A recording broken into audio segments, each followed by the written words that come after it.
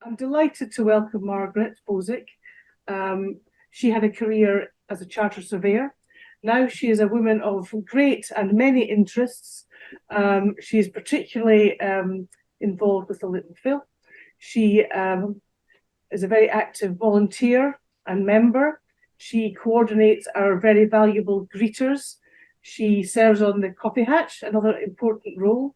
She gives guided tours and she helps at talks. She also, of course, delivers talks, not just to Lytton Phil, but to other organisations and groups. She's spoken in person at Lytton Phil on several occasions, including on the history of the Citizens Advice Bureau and also home life during the Second World War, and also Gertrude Bell. So a woman of wide interests and enthusiasms. The subject of tonight's talk, the history of Quakers in Newcastle, was delivered by Margaret in person at Lytton Phil in October. It was fully subscribed, so it was great to hear that she was willing to revisit the talk now in order to allow more people to hear the story of the Quakers in Newcastle. So without further ado, good evening, everybody. And thank you for coming onto Zoom. I can't see you all, but I think there's nearly 40 people at the moment, which is super. Oh, that's excellent. I'm going to start now with a picture of this, and this, you will no doubt recognize this man. The forerunner of Quaker Oats was begun in 1850 in America by the German Mills American Cereal Company in Ohio, who were not Quakers. In 1877, they produced their trademark, which was registered with the US Patent Office as a figure of a man in Quaker garb. The name Quaker was chosen to represent good quality and honest value. But somebody on social media has pointed out that he shouldn't be smiling, he should be wearing grey or brown, he shouldn't be wearing a neckcloth, his hair is immodestly long. If this guy were really a Quaker, he could expect a visit from the meeting elders to talk about his frivolous excesses. So Quakerism began as a religious movement in the 1650s. It was one of the many radical and Puritan Christian movements that flourished during the time of the English Civil War. It was radical, very radical. They believed that they didn't need official ministers nor religious rituals. So there was no need for churches, rituals, holy days, or sacraments to practice religion. All were spiritual equals, both men and women. Women were allowed to speak out during worship. So Quaker meetings in the UK have always worshipped by sitting in silence until prompted to share something by God, as God speaks directly to them. There is no leader, no minister, just a clerk to do the administration. And the movement spread quickly, and it was perceived to be such a threat to the establishment that many Quakers at that time in the 17th century were imprisoned and oppressed for their beliefs. By 1660, there were around 50,000 converts to this way of worshipping. And why are they called Quakers? It is said to have been originally coined as an insult when the founder, George Fox, was being prosecuted in 1650 for blasphemy, and he urged the judge to tremble at the way of the Lord. Others say the name mocked early Quakers who sometimes shook in spiritual ecstasy during worship meetings. In 1656, an order of the Merchant Adventurers of Newcastle stated, "Whereas in these late times, wherein iniquity abounds, we find by woeful experience a great apostasy, and fall off from the truth to popery, Quakerism, and all manner of heresy and unheard of blasphemy and profaneness.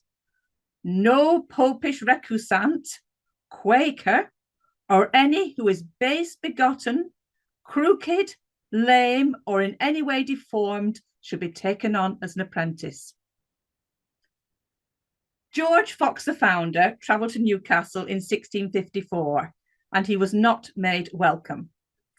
He wrote, "The priests begin to be in a mighty rage at Newcastle, and his followers were banned from holding meetings there.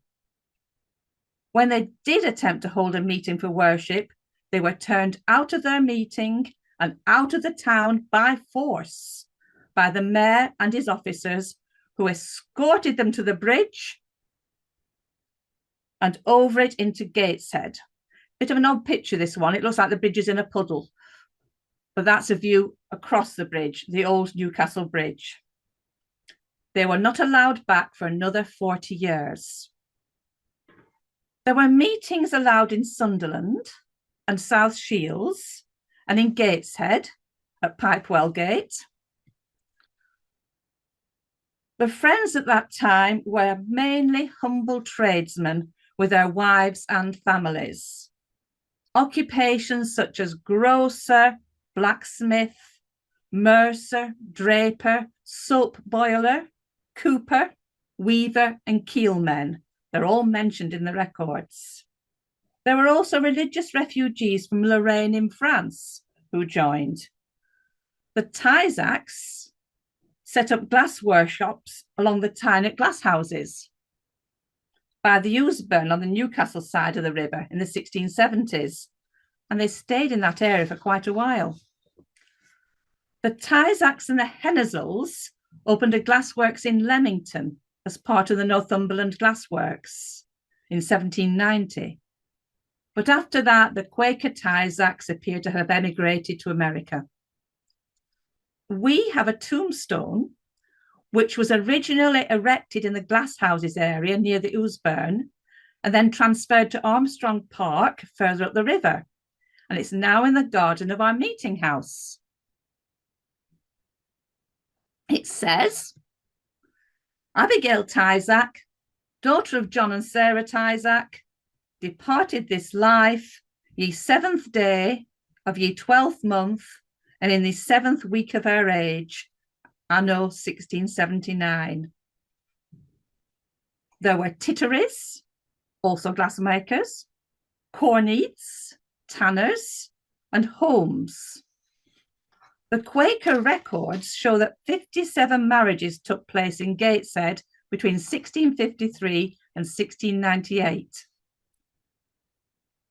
After the restoration of the monarchy in 1666, most formal prosecution tailed off, and the Act of Toleration of 1689 gave Quakers and other nonconformist Christians freedom of worship.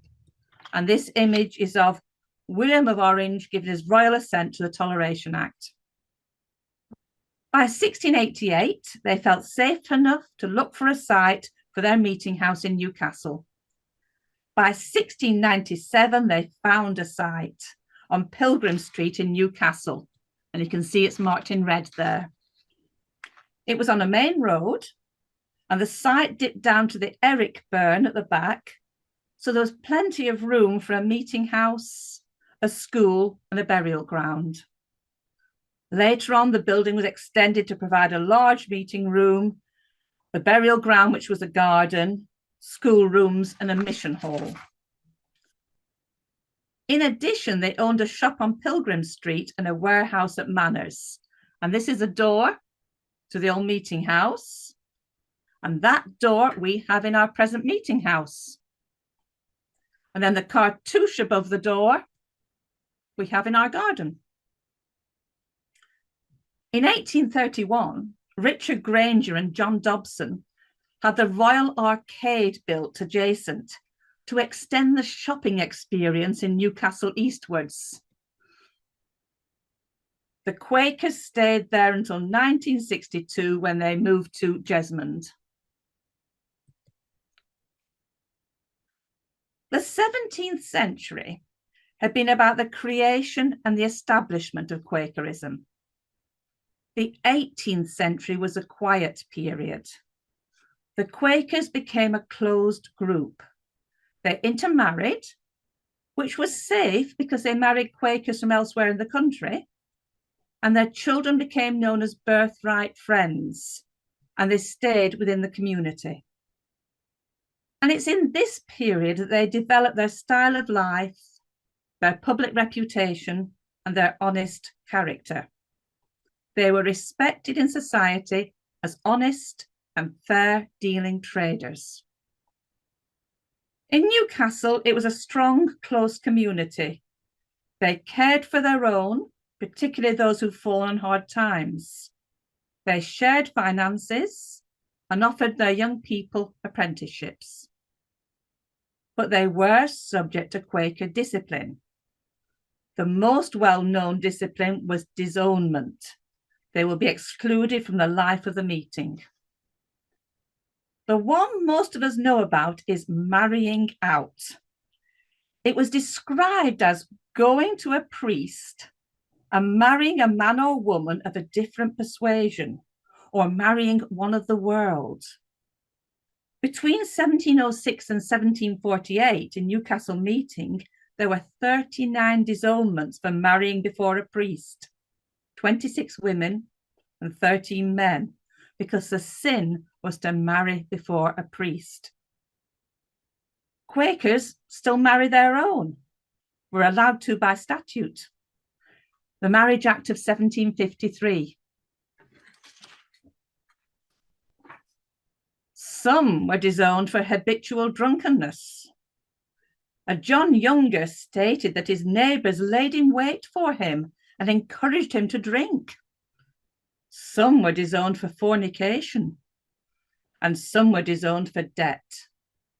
So I found this case in the records.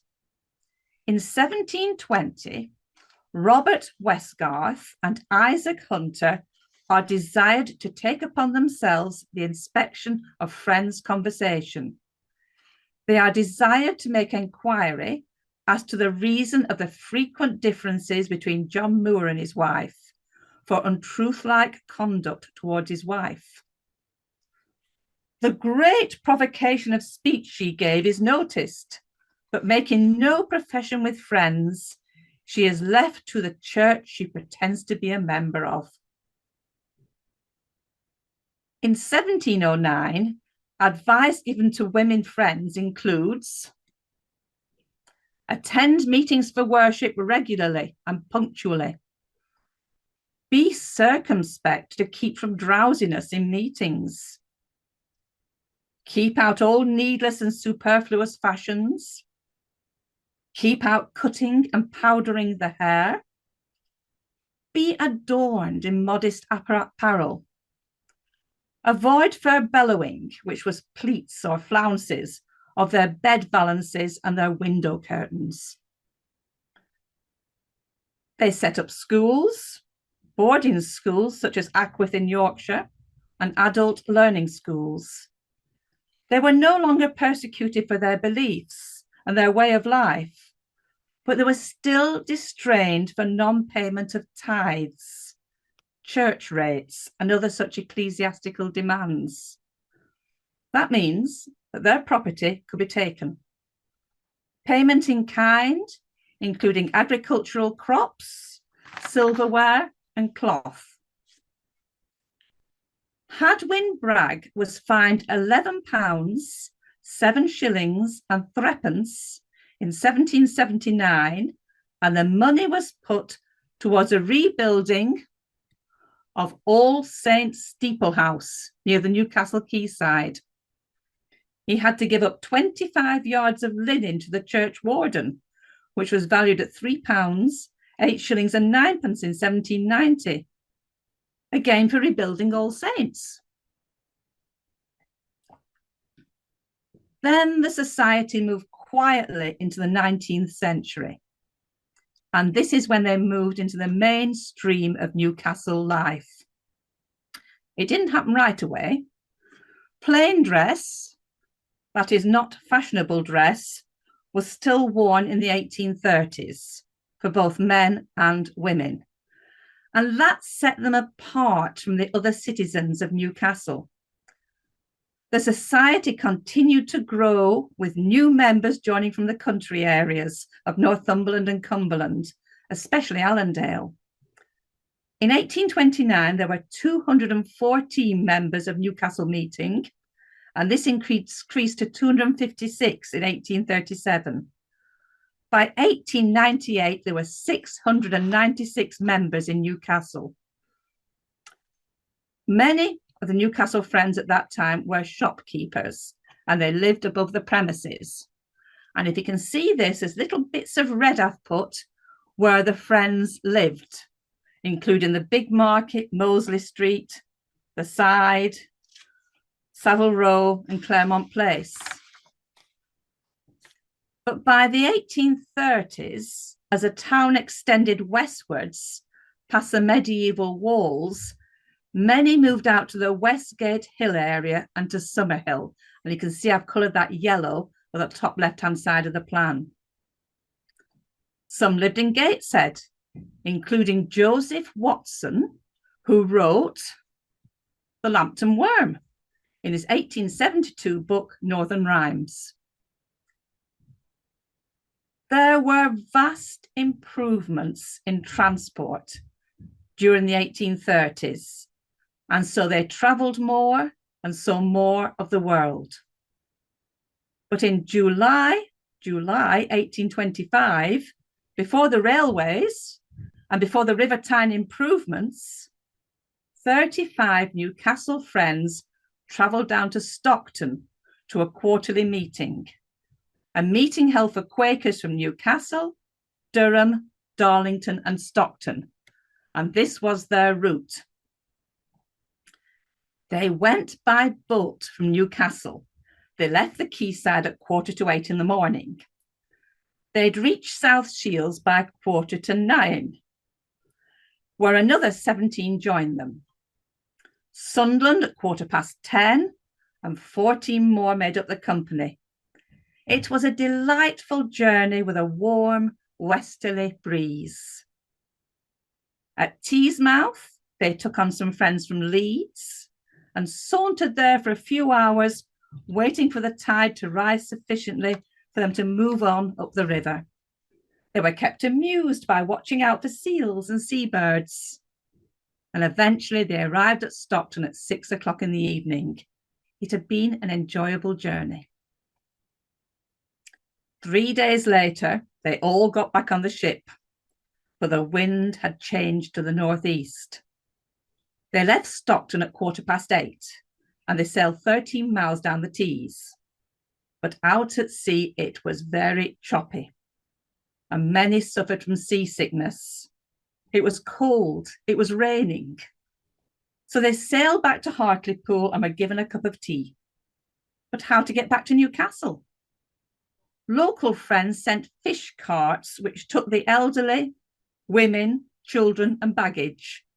And the men walked all the way back 23 miles, which cured their seasickness, and they reached Sunderland at 9:30 at night, where they spent the night. This was July. There's another description of a journey in 1828, when they travelled from Newcastle to North Shields by a horse-drawn coach. At the top of Willington Bank, they all stopped for refreshments of home-brewed beer. The horse was the one who needed the most refreshment. The Sunderland friends had to cross the river by a flat-bottomed boat, usually used for livestock, and it was commented that this sorely tried the spotless purity of women friends, fawn or dove-coloured gowns and shawls. This is a picture of Willington Quay and Howdham. Meanwhile, their youth had gathered at Cullercoats, where they were discovered not drinking, not smoking, they were singing Scottish, English and Irish folk tunes. It was considered wrong to sing, and it was seriously discouraged. By the mid-19th century, the Quakers were no longer so different from the rest of society, but they were still a very close community. And they took life very seriously, considering that education was more important than pleasure for its own sake. They were very keen that their children were well and seriously educated from an early age. John Wigham Richardson, in his memoirs, states that he talked to his children on the science of building, illustrated by visits before breakfast to houses in the course of construction. And his sister shows concern in her diary. She records that her 6-year-old daughter continues quite a romp and does not amuse herself by reading so much as I expected. With regard to moral qualities, I hope there is a considerable improvement. From the 1820s, many of the families moved up to Westgate Hill and occupied houses built on the site of the former Summerhill House. You'll recognise this as the area of a house through time. The Richardsons were the majority households there. And so it's now is time to tell you about one of our biggest family, the Richardsons. The Richardsons, more of a dynasty than a family. The first mention of the family is in Great Ayton in North Yorkshire. They were farmers and then tanners. And then by the end of the 17th century, they were Quakers. The first one to arrive in Tyneside was John. He was born in 1733, died in 1800. He was born in Whitby, but he moved to North Shields, where he established a tannery at Pew Dean near the old Lowlight. He tanned calf skins and whale skins. During the century 1750 to 1850, North East England is one of the most important centres of British whaling enterprise. Whaling ships sailed annually to the Arctic grounds in search of the Greenland whale and brought them back for processing. Now, here's a diagram of the family tree.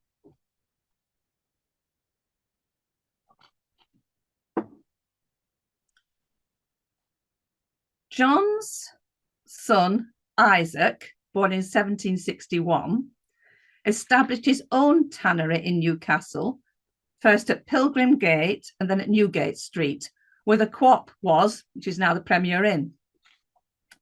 His son took over, and then his son, another John. In 1863, the tannery at Newgate Street burnt down, and so the works were removed to Elsick and became known as Edward and James Richardson's Leather Works. The works prospered, and they lasted until the mid-20th century, when they were sold to a multinational company in 1969 and subsequently closed down 2 years later. John, grandson of Isaac, who brought the works to Newcastle, married Sarah Balkwill from a Plymouth Quaker family, and he was a partner in the firm together with his brother Isaac. They lived in Summerhill Grove, but later moved to Ashfield House on Elsick Road, and he died in 1859. Their son David married Catherine Fry from Exeter. He managed the leather works, but he had lots of other interests, scientific, literary, and artistic. And in his 20s, he bought a holiday retreat near to Stocksfield in the Tyne Valley called Wheelberks. He extended and improved the property as a farm, and he built a TB sanatorium for the leather workers, although it was never put to use. Later generations developed it with a pedigree Jersey cattle herd, then a sheep farm, And now it is the most wonderful ice cream parlour, producing its own ice cream from its own dairy herd, Wheelberks. It's still owned by the Richardson family. David and Catherine had 7 remarkable children. The eldest was Hugh.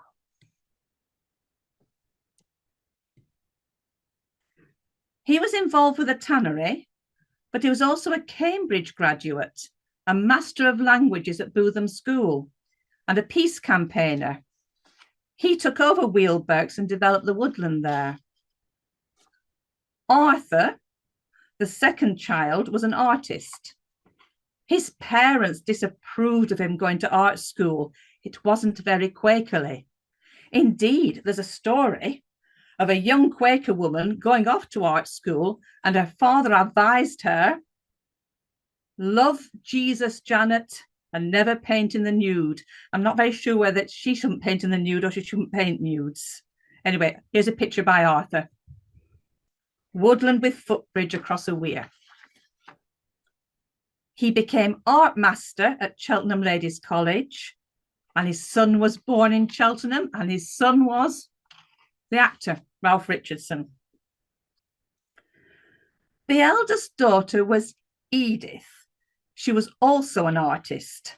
Here's a picture called Spring Awakening. The Lane has some of her works. She wrote a sci-fi novel called Utopia, which is about a socialist utopia founded by women who, after a terrible war, they just had one, have evolved a kind of empathy and telepathy and devote themselves to eugenics. It was written after the First World War in 1925. The third son, the fourth child, was Lawrence. He did go into the family tanning business until he was 84. But he was also an astronomer who developed the science of astronomical photography. And he was vice president of the Lytton Phil from 1924 to 1953. Next was Gilbert Hancock. He also stayed in the family firm, but he developed a form of Esperanto called Ido, and he was also a gifted artist. And here is a photo of Gilbert and Edith, the artist, at Gatwick Airport. Then the second girl, Catherine Mary. She went to Edinburgh University to study medicine, and she qualified in 1900 as one of the first women doctors. She worked in the school medical service in Stockton and in Roker, and she was a gifted violinist. The last child, and possibly the most talented, was Lewis Fry Richardson. He was an influential meteorologist who pioneered the use of mathematics in weather forecasting, and he gave a talk to the Lytton Phil in 1924 about it. During the First World War, he was a member of the Friends Ambulance Unit, and he developed a mathematical model of the arms race in order, he hoped, to prevent future wars. Now, do you remember John Richardson, the grandfather of these remarkable friends? John had 2 sons. There was David, father of these, and Edward, who'd married an Edinburgh Quaker called Jane Wigham. So their children took the surname of Wigham Richardson.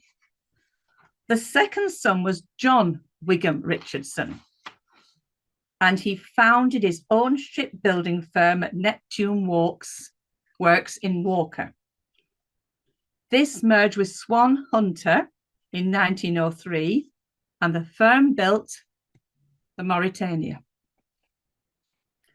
He pushed the boundaries of Quakerism, although he never left the society. He loved dancing. He went to the theatre. He even went fox hunting. He was not a pacifist, and he developed a considerable interest in military history. He married a non-Quaker, and none of his children joined the society. but he never built a warship in his shipyard, and he provided housing for his workers to buy rather than to rent. Edward's eldest daughter was Anne Deborah, a brilliant woman who campaigned for women's education and an end to slavery. But she wasn't the only Anna Richardson who campaigned against slavery. By the middle of the 19th century, Friends were playing an increasingly important part in the affairs of Newcastle. There was, of course, a temperance movement and education, but also the anti-slavery movement. There were sugar boycotts from the 1790s. Avoidance of slave goods was an article of faith for Quakers. There was also an attempt to boycott cotton goods, except there were few alternatives to slave-grown cotton. And it's the Quaker women who led the way on the boycotts. It had to be, because they were the purchasers of food for the family. By the mid-19th century, the Quaker families were taking in runaway slaves who'd escaped to the UK, the most famous of which was Frederick Douglass. He was born enslaved in Maryland. When he was 8 years old, he was sold to a compassionate family who taught him to read and write. But then he was sold to an abusive owner who whipped him regularly. When he was 20, he escaped to Massachusetts and took on a new name. He became an anti-slavery speaker, but was so harassed that he moved to Ireland and then England, where he was made very welcome by the Newcastle Friends in 1846. He eventually returned to the States, where he died aged 77.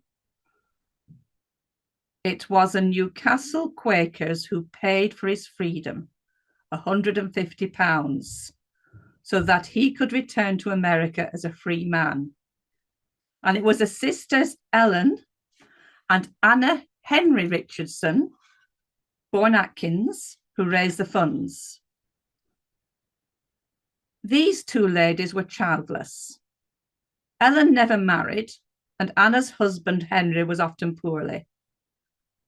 Anna was leader of the free produce movement in the UK, which encouraged a boycott of goods produced as a result of slave labour, and she formed the Newcastle Ladies Free Produce Association in 1846. Anna Henry Richardson died in 1892, and she is buried in Elsick Cemetery. Now, I've checked with the expert on Newcastle slavery connections, John Charlton, and he has assured me that there were no slave owners amongst the Quakers of Newcastle. Elsewhere in the UK, any Quakers who did own slaves left the society. It is quite difficult to work out who is who in the extended Richardson family, but their name crops up a lot in the 19th century Newcastle. Now, think coffee. Think the Pumphrey family. In the 1790s, George Richardson, son of the tanner John, had a leather cutting business in the Flesh Market, and he also had a grocery there where he bought an existing business in 1800. George Richardson has been described as a Quaker, businessman, tanner, grocer, and dealer in tea. And George passed the tea business on to his son Henry, and Henry was later joined by his nephews Thomas Pumphrey and George Richardson Pumphrey. Here's a photo of the Pumphrey family. And it was Thomas Pumphrey who ended up running the tea and coffee business. Their premises were in the cloth market and they thrived. The business continued to thrive, and Pumphrey's coffee became a household name throughout the Northeast by the early 20th century. Even after the Second World War, it flourished. Had a very busy roasting department and coffee rooms above. and I cannot find a picture of it anywhere. In 1983, the business was sold to the Archer family. The cloth market premises closed and it moved out to Bladen. Lucy Pumphrey was a very old lady when I joined the Newcastle meeting in 1989. She died soon afterwards. Now, Pumphrey's in the cloth market has become Pumphrey's Blues Cafe. What would the old Quakers have thought? Following a £150,000 renovation over 2 floors to create a live sports, music and dancing venue with an upstairs cocktail bar and a snooker room. Other prominent Quakers in the area were Robert Spence Watson and his wife Elizabeth, daughter of Edward Richardson, who resided at Bensham Grove in Gateshead, and whose portrait can be seen in the music room in the Lytton Phil. John Bright, the politician, married Elizabeth Priestman at the Newcastle Meeting House in 1839. Oh, the Priestmans are another dynasty.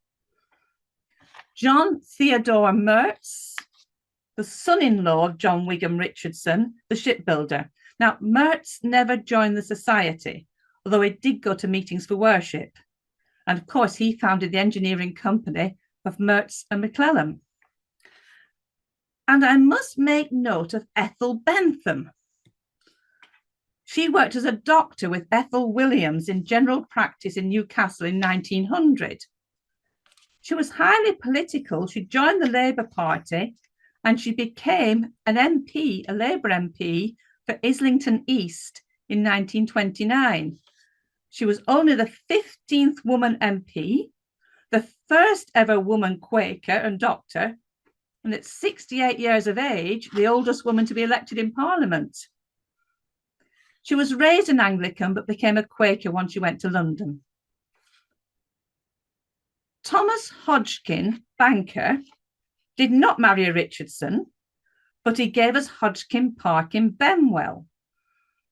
And another banker, Joseph William Peace, came from Darlington, and he had Pendower Hall built. His son became the first Baron Wardington. He was a chairman of Lloyd's Bank. Now, Pendower Hall was almost possibly designed by Alfred Waterhouse. Alfred Waterhouse was a Quaker, but not a local Quaker. He was born in Liverpool into a Quaker family. He moved to Manchester and then to London.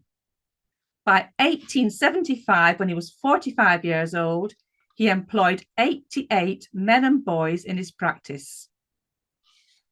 Whilst he drew up plans and built all kinds of buildings, he had a large Quaker clientele. So here's a selection of his commissions, most of them in the Gothic revival style. Manchester Town Hall, 1868. Natural History Museum, London, 1873. Refuge Assurance Building in Manchester, 1895. Pembroke College, Cambridge, 1871. In County Durham, Darlington Barclays Bank, 1864. Durham Barclays Bank, 1887. The Old Town Hall and Market Hall in Darlington, 1863. And several big houses. And in Newcastle, he was responsible for Benwell Dean for Thomas Hodgkin and 12 Mosley Street, Newcastle for Prudential Assurance Company in 1891. It is now, as you can see, a bar. And very possibly Pendower Hall in Benwell. The 19th century had been when the members of the society made such a big impression on Newcastle's development. Newcastle Quakers were sometimes described as a society of relatives rather than a society of friends. They had been major industrialists, solicitors, engineers, influential members of societies such as the Lytton Phil and many charities. They worked for peace and they worked against slavery and poverty.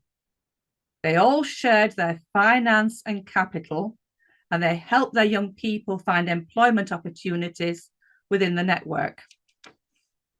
They punched above their weight. In 1829, there were 214 members at Newcastle and 688 by 1900. But in that period, the population of Newcastle had increased from 28,000 to 267,000. Most of the members were in the big extended families, and most of them lived long lives.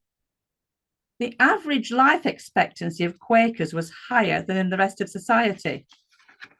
They like to explain that fact by stating it was because of moderation of the appetites. Now, as at 2023, we only have 83 members and 63 attenders, and very few children or young people. The 19th century Friends, on the whole, were birthright friends, children of Quakers who were joined into the society at birth. And this tradition ended in the 1960s. Nowadays, people who come to worship with us are regarded as inquirers, then attenders, and then if they wish, they can become full members. Quakers were leaving the society throughout the 19th century. They'd come out of their closed community in the 1830s and into the world. And whilst they usually benefited from the stability of family and employment within the family, some found it too stifling a way of life. Some left because they found the way of worship too dull. Thomas Hodgkin, in 1859, writes that the chilly silence of a friend's meeting was not for him on Christmas Day. He went to the parish church instead on that occasion. Others left because of the theology or the lack of theology, or they found it not radical enough. Some wanted more freedom. Anna Deborah Richardson left because she felt restrained in her works on feminism. She wrote that, "I have far overstepped boundaries that have caused the disapproval of my community." Some did not want to follow the peace testimony. Some felt the Quaker discipline was too harsh. Some wanted to marry out of the society, although mixed marriages were allowed from 1860. Younger friends felt they were not being heard and the meetings were boring. And because they could now access university education, a lot of them left to live elsewhere, and they didn't necessarily join Quakers where they ended up. They were no longer required to wear simple archaic dress or use simple language, and they had an ambivalent regard to money. Mr. Corley wrote that 19th century Quaker industrialists and businessmen did not consider it at all wrong to make money, even a lot of money, provided the products were not harmful, such as strong drink or ornaments. Few people joined the society unless they married into it. It was difficult to integrate. A new attender wrote, "The buzz of the family conversation in the lobby after worship was not meant for me." And you can see why here. This wonderful photo of Quaker women in 1918. From the left, Jane Sturge, Sarah Ann Richardson, Catherine Richardson, Elizabeth Spence Watson, and Emma Pumphrey. By the time of the start of the First World War, most of the big names had passed away. It was the end of an era in every way. Some friends joined up to serve in the war effort. Others were conscientious objectors. The young people of the big families have moved away. There were more new attenders who are known as Quakers by convincement, and it was often the peace testimony that brought them in. And these people were part of the local community, and they did their good works with non-Quaker organisations. It was Quakers who helped to set up Oxfam and the Marriage Guidance Council. After the Second World War, Friends started to consider moving premises. The original meeting house was at the bottom of Pilgrim Street, and it was becoming dilapidated. And the council were devising a new road system. So where the house stood is now under the Swan House roundabout. And where I'm stood, I think that's where it was. In 1961, after 9 years of planning, they moved to 78 Jesmond Road. And in 2011, we moved again, this time to West Avenue in Gosforth, formerly a Masonic Hall. And that's where you'll find us now. We meet at 10:30 every Sunday in person and by Zoom. And we still punch above our weight. Now, here's some Quakers in Newcastle who have been influential in the past 50 years. Donald Court, who died aged 82 in 1994, Professor of Child Health at Newcastle University.